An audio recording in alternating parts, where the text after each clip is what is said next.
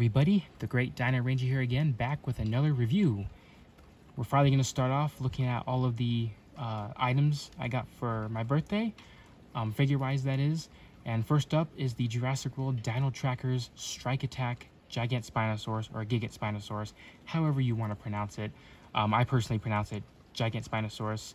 A really interesting name for just a little stegosaur. It's like a mix between Giganotosaurus and Spinosaurus, which obviously, in terms of the spine, it's obviously due to the huge shoulder spikes on it, but a really cool species and another great stegosaur to add to the collection of a bunch of stegosaurs that we've had at this point. But a really great figure. Finally happy to have this species in my collection. Like I said, brief look at the packaging here. It's your typical Dino Trackers packaging that we've been getting for a good while now. And I do believe this is my last Strike Attack for the Dino Trackers line. So there we go. I have the whole waves complete. I think I have them all. I'm not sure if I missed any, but yeah. But packaging wise, typical packaging with the Dino Trackers and blue and beta up there. And then we got the desert biome right here. So this is a desert species apparently. The Jurassic World logo on the side and the Dino Trackers. And then here on the back, it just shows you some facts app information. It says it's got a spike strike by moving the head, I think, is what you would do. So very interesting. You have to move the head itself in order to move the tail. So that's pretty interesting. And then you got the other three, the jungle Atrociraptor, the Dilophosaurus, and then you got the Presosuchus, which I have all of them. And I think I've reviewed all of them except for the Dilo because it was just a repaint. But yeah, that's basically it. So let's go ahead and open this figure up and take a closer look at it. So here we have the Gigantspinosaurus out of the package. So taking a closer look at it out of the box, taking a full look at it, 360 and all that, I really do like it. It's a nice little figure. It's a nice new species to add to the collection, a new species of stegosaur to add to our ever-growing group of various different types of stegosaurs. So that's really cool. I can't wait to add this on the shelf and just kind of seeing all these different stegosaurs all compared together. But yeah, just overall taking a look at this one, it's a really nice one. Kind of represents the real life animal very well, in my opinion. The only thing I can tell that's probably my only little nitpick with this figure, it's nothing too bad, but that's just the tail just seems a little, well, yeah, sure, maybe a little short, but also a little skinny. Like it's just a little bit too thin when compared to the body. Like it should have been maybe a bit more thicker, at least coming down here to kind of connect it a bit more. Just kind of feels like it thins out too much over here, so it kind of gives it kind of like a weird look to it in some angles, but it's not the worst thing in the world. That's probably my only little nitpick I have with this figure, but other than that, everything else looks pretty great in my opinion. The detail is really nice too. I like the head sculpt in this one. They're definitely taking inspiration from the Jurassic World Stegosaurus with all of the other Stegosaurus for the most part, because this one has like the same arrangement of pebble looking scales on the top of the head that's very similar to the Jurassic World Stegosaurus. Just the overall horse looking head in general just kind of, I don't know, just kind of looks like the Jurassic World Stegosaurus, and I really do like that, kind of making them feel like they belong together, that sort of thing. I like how the beak is painted. That's really nice too. That's always gonna be a plus in my opinion. And then you got a nice yellow for the eyes, which are looking really nice. Yeah, and then the overall detail on the head is really nice as well.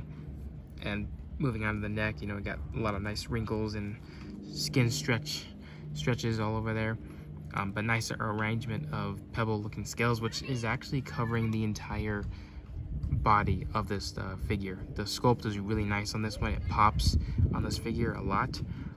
See, all over the body just has a lot of nice scales sculpted, which they kind of pop out a little bit instead of being more smooth or attached to the skin a bit more. They're just kind of, they're coming out of the skin a little bit, which adds more to the texture to this figure, so I like that a lot. I like the overall muscle definition, the skin stretches all over the place, the creases and folds, but also just kind of telling like where the muscles are attached, and you can kind of see maybe where some of the bones are coming out of, such as the rib cage. You can see very briefly there. Yeah, the muscle definition is really nice on this one too. Like I said, here at the front limbs, really nicely done. More like this lined texture on the forelimbs here, and then it transitions to the pebble scales.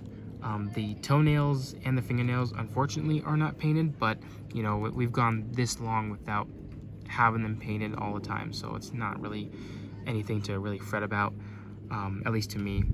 The underside is a bit more smooth, but it does have a pretty good amount of lined sculpt work on it.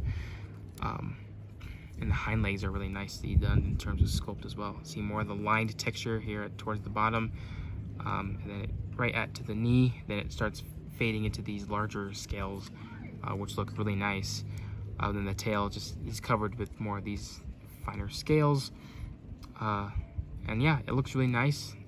Nice folds in the skin there, kind of adds to the just the overall figure itself, especially when you're holding it in certain areas of sunlight. You know, the shading just pops on this figure with all the sculpt work it has on it. And then obviously the main highlight of this species is the giant shoulder spikes or shoulder spines, whatever, right here, which is where this dinosaur gets its name. You know, giant spikes and whatnot. But really nicely done. I don't even think these are painted. These might be separately molded pieces of plastic. So, you know, if kids are gonna play with this, you're not gonna get these all scuffed up, which is nice, because these would be used for defense, I guess you could say, though maybe not, depending on how these are arranged. They might be more for display, but who knows. And then the plates are nicely sculpted as well. Nice, more thin looking plates instead of the big rounder ones like Stegosaurus. And you got a little bit more, couple of plates, you know, that are kind of shrinking right here before we get to the Thagomizer, which this time has 6 spikes instead of 4 like classic Stegosaurs. So that's really cool. Really do wish the rest of the plates, you know, here at the front half and then here at the back half and then the spikes were all painted in like this gray tone.